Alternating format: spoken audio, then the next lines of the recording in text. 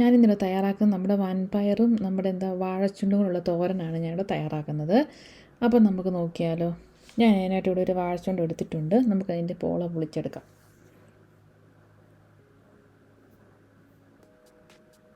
ഇനി ഞാൻ കയ്യിലേക്ക് കുറച്ച് എണ്ണ പുരട്ടുന്നുണ്ട്.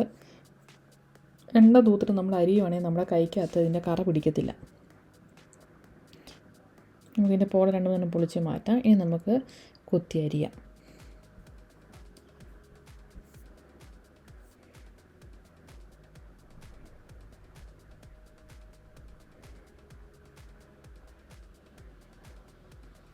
കൊത്തി നമുക്ക് അരിഞ്ഞെടുക്കാം.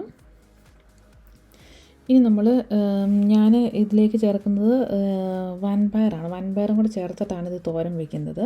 ഇത് തന്നെയല്ല ഞാൻ തോരൻ വയ്ക്കുന്നത്.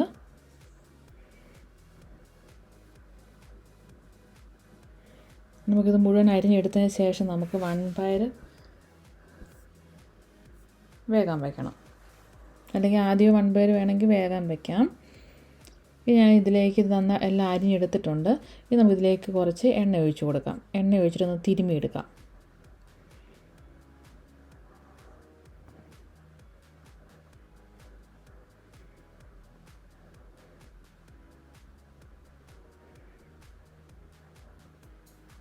ഇനി ഞാൻ എടുത്തിരിക്കുന്ന വൻപയർ വെള്ളം ഒഴിച്ച് വേവിച്ചെടുത്തതാണ്. ഞാൻ ആദ്യമേ തന്നെ ഇത് വെള്ളം ഒഴിച്ച് വേവിച്ചെടുത്തിട്ടുണ്ടായിരുന്നു. വൻപയർ ഏകദേശം 1 കപ്പിനടുത്ത് വൻപയറുണ്ടിത്. നമുക്ക് മാറ്റി വയ്ക്കാം. അപ്പോൾ ഇനി നമുക്കിതിലേക്ക് വേണ്ടത് തേങ്ങ ഒരു കുറച്ച് തേങ്ങ, പിന്നെ മഞ്ഞൾപ്പൊടി ഒരു 1/4 ടീസ്പൂൺ അല്ലെങ്കിൽ അര ടീസ്പൂൺ വരെ, പിന്നെ പച്ചമുളക് ഒരു 2-3 എണ്ണം, ഇത്രയാണ് എടുത്തിരിക്കുക. പിന്നെ സവോളയും പിന്നെ കറിവേപ്പിലയും. ഇനി നമുക്കൊരു പാത്രം അടുപ്പത്ത് വെച്ച് അതിലേക്ക് നമുക്ക് എണ്ണ ഒഴിച്ച് കൊടുക്കാം. എണ്ണ ചൂടായി കഴിയുമ്പോൾ നമുക്ക് കടുക് ഇട്ട് കൊടുക്കാം.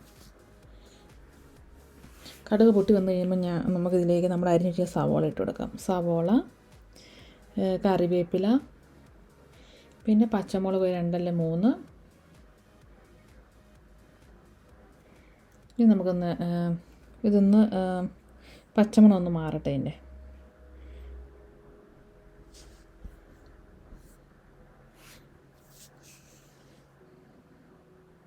ഇനി നമുക്കിതിലേക്ക് നമ്മൾ അരിഞ്ഞു വെച്ചിരിക്കുന്ന നമ്മുടെ വാഴച്ചുണ്ട് നമുക്കിതിലേക്ക് ഇട്ട് കൊടുക്കാം.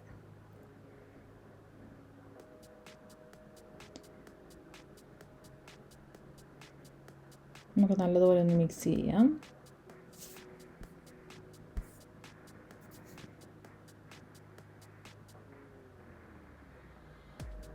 നമുക്കിതിലേക്ക് ആവശ്യമുള്ള ഉപ്പ് ചേർക്കാം. ഇനി നമുക്കിതിലേക്ക് ചിരണ്ടി വെച്ചിരിക്കുന്ന തേങ്ങയും മഞ്ഞൾപ്പൊടിയും ചേർത്ത് കൊടുക്കാം.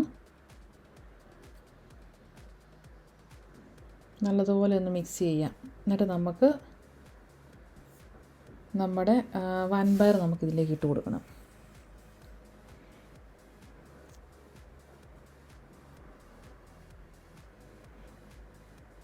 ഇനി നമുക്ക് വൻപയർ ഇട്ട് കൊടുക്കാം.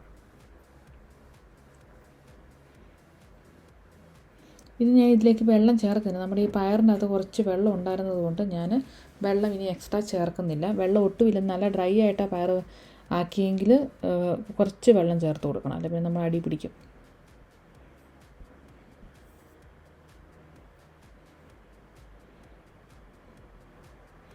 ഇനി നമുക്ക് മൂടി വെച്ച് ഒരു 15 മിനിറ്റ് വേവിക്കണം. അപ്പോൾ ഈ സമയത്ത് നമ്മൾ തീ ഒത്തിരി കുറച്ച് വെക്കരുത്, ഒരു മീഡിയം ഫ്ലെയിമിലിട്ടിട്ട് വേണം നമ്മളിത് വേവിച്ചെടുക്കാൻ വേണ്ടിയിട്ട്. നമുക്ക് തുറന്നിട്ട് ഇളക്കിയിട്ട് കൊടുക്കാം. ഇടയ്ക്കിടയ്ക്ക് തുറന്നിട്ട് ഇളക്കിയിട്ട് കൊടുക്കണം. നമ്മൾ അടി പിടിക്കുന്നുണ്ടോ എന്ന് നോക്കണം. കാരണം വെള്ളം കുറവാണെങ്കിൽ നമ്മൾ അടി പിടിക്കും സാധനം, അതുകൊണ്ടാണേ. പിന്നെ ഞാൻ ഒന്നും കൂടെ ഒരു 10 മിനിറ്റും കൂടെ മൂടി വെച്ച് വേവിച്ചിട്ടുണ്ടായിരുന്നു മീഡിയം ഫ്ലെയിമിൽ. ഇനി നമുക്ക് ഇത് തുറന്ന് വെച്ച് നമ്മൾ വെള്ളം വറ്റിയിട്ടില്ലെങ്കിൽ ഒന്ന് വറ്റിച്ചെടുക്കാം, ഇച്ചിരി ഡ്രൈ ആക്കി എടുക്കാം. ഇതുകൊണ്ട് വളരെ എളുപ്പത്തിൽ തയ്യാറാക്കാവുന്നതാണ്. അപ്പോൾ എല്ലാവരും ഒന്ന് ട്രൈ ചെയ്ത് നോക്കണേ. ഇപ്പോൾ ഏകദേശം ഡ്രൈ ആയിട്ടുണ്ട് നമ്മുടെ പയർ, നല്ല ഡ്രൈ ആയി വന്നിട്ടുണ്ട്. അപ്പോൾ എല്ലാവരും ട്രൈ ചെയ്ത് നോക്കിയിട്ട് അഭിപ്രായങ്ങൾ കമൻറ്റ് ബോക്സിൽ അറിയിക്കണേ. വീണ്ടും പുതിയ റെസിപ്പിയുമായിട്ട് പുതിയ വീഡിയോയിൽ കാണാം. Thank you.